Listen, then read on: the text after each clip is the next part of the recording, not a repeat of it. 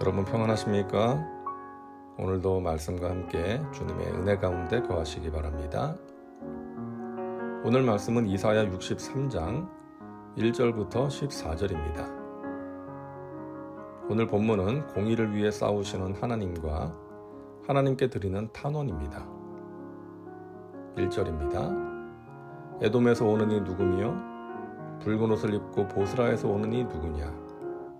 그의 화려한 의복 큰 능력으로 걷는 이가 누구냐? 그는 나이니 공의를 말하는 이요 구원하는 능력을 가진 이니라.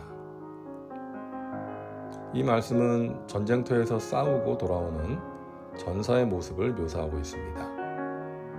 에돔에서 오는 이 누구며 붉은 옷을 입고 보스라에서 오는 이 누구냐? 에돔은 유다의 대표적인 원수죠. 에돔은 예루살렘이 멸망당할 때 바벨론의 앞잡이가 되어서 길을 안내하고 유다의 멸망을 위해 큰 공헌을 했던 민족입니다. 그런 에돔을 포도즙 짜듯이 짓밟고 적군의 피로 물든 옷을 입고 나타난 이가 누구냐고 묻는 것이죠. 그 질문에 전사는 스스로 대답합니다. 그는 나니 공의를 말하는 이요 구원하는 능력을 가진 이니라. 그는 나다라고 하는 것은 하나님의 자기 선언입니다. 에돔에서 붉은 옷을 입고 오는 큰 능력의 전사가 바로 야훼 하나님이라는 것이죠. 하나님은 공의를 말하는 이요 구원하는 능력을 가진 분이십니다. 공의는 어그러진 것을 바로잡는 하나님의 정의를 말합니다.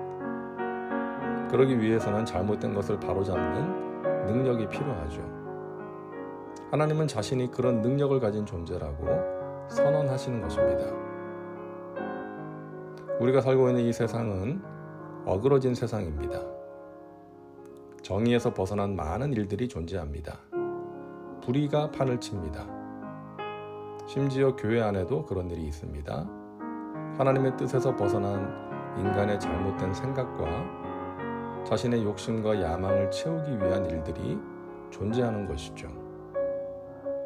하나님께서는 그런 것들을 바로 잡으시는 공의의 하나님이십니다. 그러기 위해 악인을 심판하시는 것이죠. 그래서 에돔을 심판하시는 것입니다. 전사이신 하나님의 옷이 피로 붉게 물든 것은 에돔을 심판하셨기 때문입니다. 에돔의 불의에 대한 하나님의 진노의 결과인 것이죠. 2절과 3절입니다. 어찌하여 내 의복이 붉으며 내 옷이 포도즙 틀을 밟는 자 같으냐? 만민 가운데 나와 함께한 자가 없이 내가 홀로 포도즙 틀을 밟았는데 내가 노함으로 말미암아 무리를 밟았고 분함으로 말미암아 짓밟았으므로 그들의 선열이 내게 옷에 튀어 내 의복을 다 더럽혔음이니. 자, 하나님의 옷이 붉게 물든 것은 불의한 에돔에 대한 하나님의 진노로 인해 그들을 밟으셨고 그 결과 그들의 선열이 옷에 튀었기 때문이었습니다. 자기 백성을 위해 싸우시는 하나님을 보면서 공동체를 대표하는 예언자는 공동체를 위하여 하나님께 탄원의 기도를 드리는데요. 하나님께서 보다 적극적으로 개입해 주시기를 구하는 것입니다.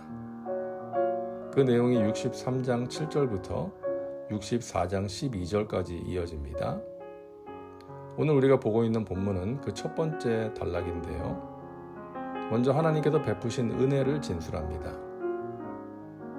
내가 야훼께서 우리에게 베푸신 모든 자비와 그의 찬송을 말하며 그의 사랑을 따라 그의 많은 자비를 따라 이스라엘 집에 베푸신 큰 은총을 말하리라. 자비는 하나님의 신실하신 사랑, 헤세드입니다. 어떤 사람은 자비라는 단어가 불교에서 사용하는 용어라고 하면서 사용하지 말아야 한다고 주장하는 경우가 있는데요. 그것은 무지에서 비롯된 생각입니다.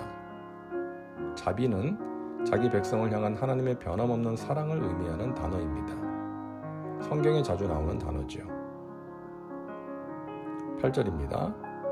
그가 말씀하시되 그들은 실로 나의 백성이요 거짓을 행하지 아니하는 자녀라 하시고 그들의 구원자가 되사. 하나님은 이스라엘과 맺은 언약을 기반으로 그들의 하나님이 되셨습니다. 뿐만 아니라 그들이 하나님을 떠나서 범죄하여 환난을 만났을 때에도 그때마다 그들의 구원자가 되셨습니다. 그들의 모든 환난에 함께 하셨고 그가 보내신 사자들을 통해 그들을 구원하셨습니다. 그들의 모든 환난에 동참하사 자기 앞에 사자로 하여금 그들을 구원하시며 그의 사랑과 그의 자비로 그들을 구원하시고 옛적 모든 날에 그들을 드시며 안으셨으나. 여기서 자기 앞에 사자라는 말을 직역하면 그의 얼굴의 사자입니다. 얼굴은 하나님의 영광스러운 임재를 나타내는 표현이죠. 그러니까 하나님께서는 그의 사자, 천사들을 통해 그의 백성들을 구원하심으로 하나님의 영광스러운 임재를 나타내신 것입니다. 자비가 풍성하신 하나님은 그의 백성을 안으셨습니다. 모세가 말한 것처럼 하나님께서는 광야길에서 자기 백성을 품에 안으시고 인도하시는 것이죠. 하지만 이스라엘은 이러한 하나님의 놀라운 사랑을 받은 결과로 하나님의 신실한 백성이 되어야 했음에도 불구하고 하나님을 반역하고 성령을 근심시켰습니다. 10절입니다. 그들이 반역하여 주의 성령을 근심하게 하였으므로 그가 돌이켜 그들의 대적이 되사 친히 그들을 치셨더니. 그 결과 이스라엘이 현재 환난 가운데 처하게 되었던 것이죠. 그래서 하나님께 탄원의 기도를 드립니다.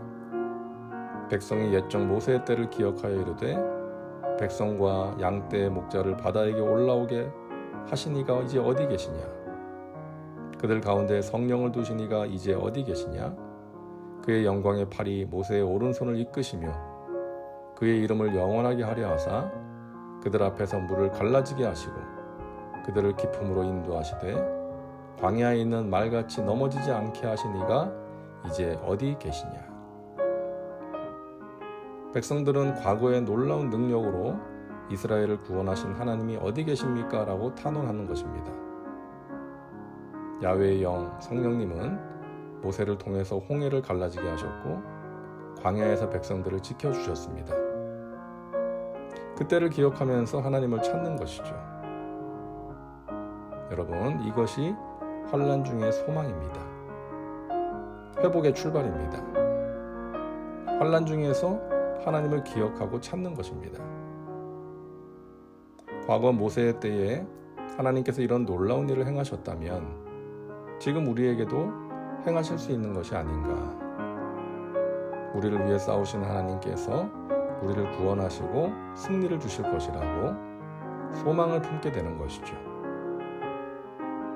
사랑하는 여러분, 하나님은 과거의 하나님, 역사 속의 하나님, 성경 속에만 계신 하나님이 아니라 지금 살아계셔서 우리와 함께 하시고 우리를 위해 싸우시는 하나님이십니다. 과거에 놀라운 일을 행하신 하나님께서 지금도 놀라운 일을 행하십니다. 하나님은 어제나 오늘이나 영원토록 동일하십니다. 그 하나님을 신뢰하며 담대히 나아가시기를 바랍니다. 기도합니다. 사랑과 은혜가 풍성하신 하나님, 우리를 위하여 싸우시는 구원의 하나님을 찬양합니다. 지금도 살아계셔서 우리와 함께 하시고 우리를 구원하시고 인도하시는 하나님을 신뢰하며 소망 중에 즐거워하게 하시고 환난 중에 인내하게 하시며 기도에 항상 힘쓰게 하여 주시옵소서. 오늘도 주님 품 안에서 평안을 누리고 승리의 삶을 살게 하옵소서. 예수님의 이름으로 기도하옵나이다. 아멘. 오늘도 말씀과 함께 은혜 가운데 거하시기 바랍니다. 여러분 사랑하고 축복합니다.